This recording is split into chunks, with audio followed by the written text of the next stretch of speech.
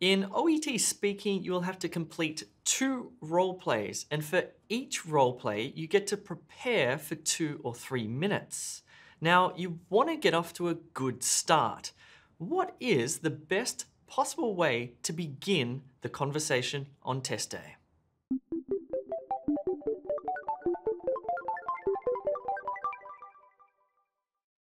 Before we take a look at the best way you can begin each of your role plays, we need to take a look at the scoring, bearing in mind that you are actually scored on how well you initiate the conversation on test day.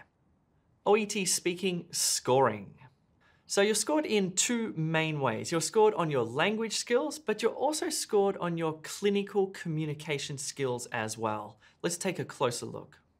So your spoken language skills include intelligibility, fluency, appropriateness, and grammar and vocabulary.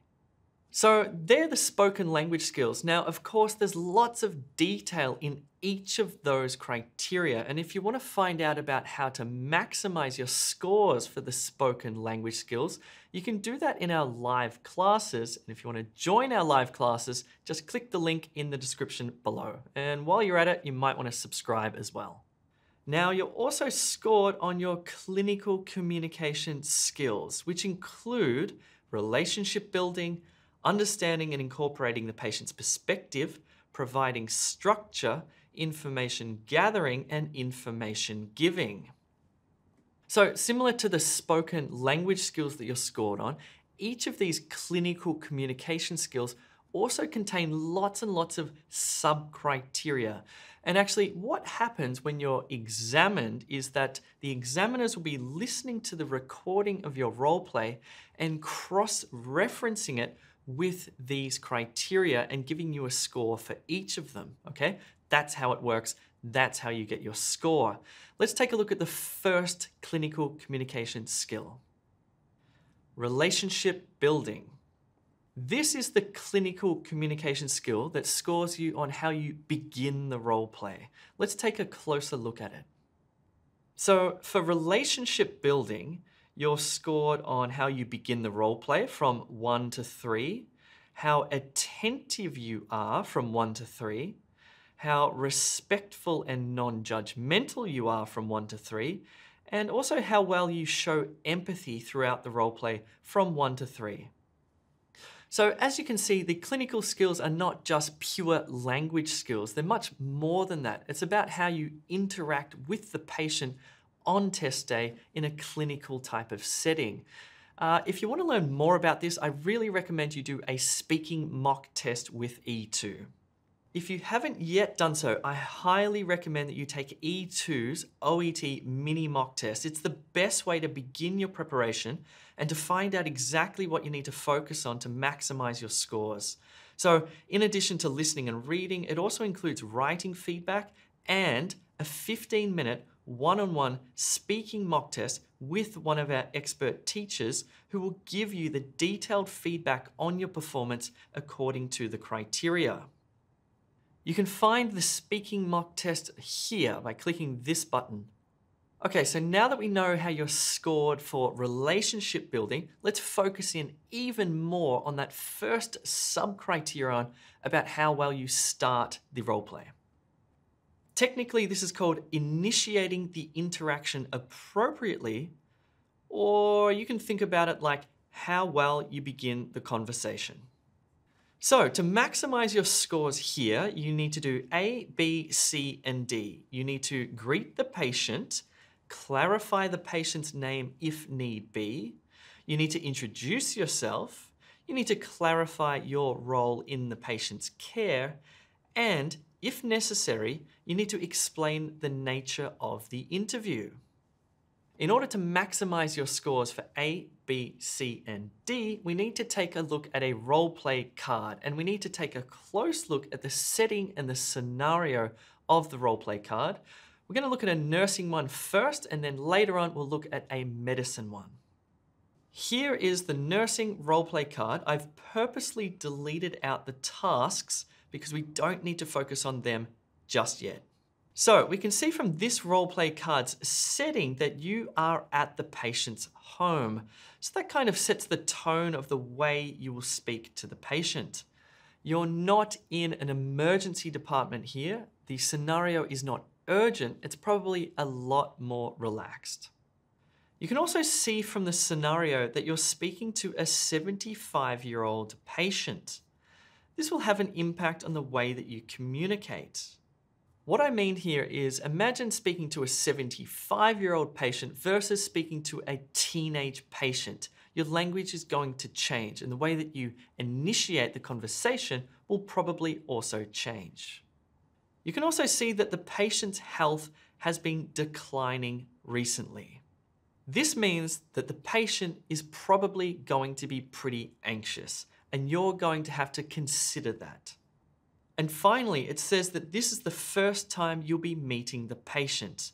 This will certainly impact your introduction. So, keeping that information in mind, how would you begin the role play? Bearing in mind A, B, C, and D that we saw earlier.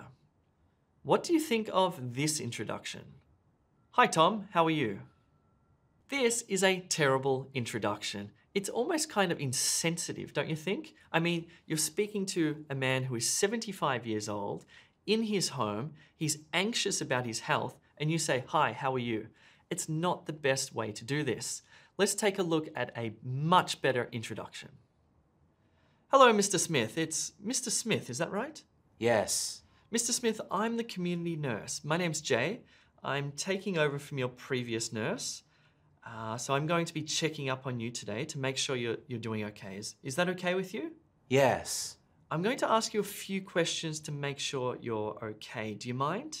No, please, go ahead. How have you been coping recently, Mr. Smith? This is a much better introduction, but let's check it against our A, B, C, and D to make sure we have maximized our scores.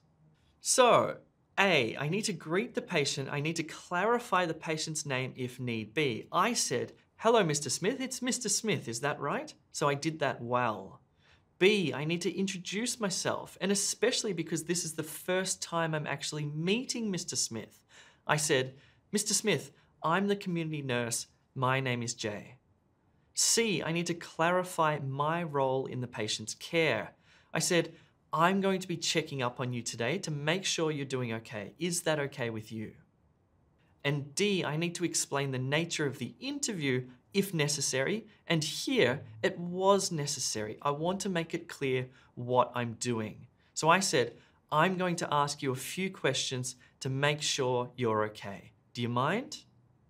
So 2 things I just want to say to you. One is don't make your introductions really long. It needs to be very efficient. Like we're talking, as we saw, 4 sentences, something like that, okay? So make it efficient, but make sure you hit those 4 points if need be. Now, sometimes you won't be speaking directly to a patient. What you'll be doing is you'll be speaking to the carer of a patient or the parent of a patient. Let's take a look at a role play like that for medicine. This time we're looking at a medical role play card, and here you can see from the setting that you're at a general practice. This time you have a long-term patient, so you maybe won't need to clarify their name or yours, but if you do, it doesn't really matter. This time you're speaking to the patient about their daughter. So you're not speaking to the patient herself, you're speaking to the mother or father of the patient. This time you kind of really want to cut to the chase. You don't want to exchange pleasantries and talk about the weather and hi Mr. Smith, how are you, etc. because this parent is very worried about his daughter. Let's take a look at a good introduction. Hi John, good to see you again. Now, I understand that Sally has a nasty rash. You must be concerned. What I want to do today is find out what's going on so we can help her. Please tell me, when did you first notice this rash? This introduction is perfect for the context. So let's check it against the scoring criteria. So here I've greeted the patient, but I haven't clarified the patient's name. It was unnecessary. I said, hi John, good to see you again.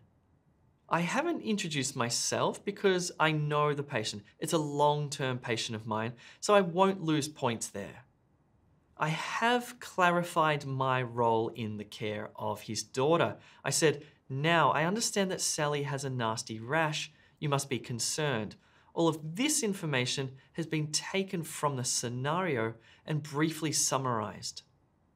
I've then explained the nature of the interview by simply saying, what I want to do today is find out what's going on so we can help her.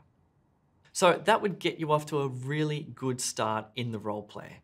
Let's just recap one more time the A, B, C, and D. So greet the patient, clarify the patient's name if need be, introduce yourself if need be, clarify your role in the patient's care, and explain the nature of the interview, and do all of this very efficiently. Not necessarily speaking quickly, but just make sure you complete this introduction in a few sentences. And all of this information is found in the setting and scenario on the role play card. Okay, so what we looked at today was one very small part of relationship building, which is a small part of the clinical communication skills, which is also a part of the language skills that you're scored on test day. In short, you're scored on a lot of different factors in your OET speaking. I really do recommend that you practice through our mini mock test with feedback, and you can purchase this with a range of different packages on E2 Test Prep.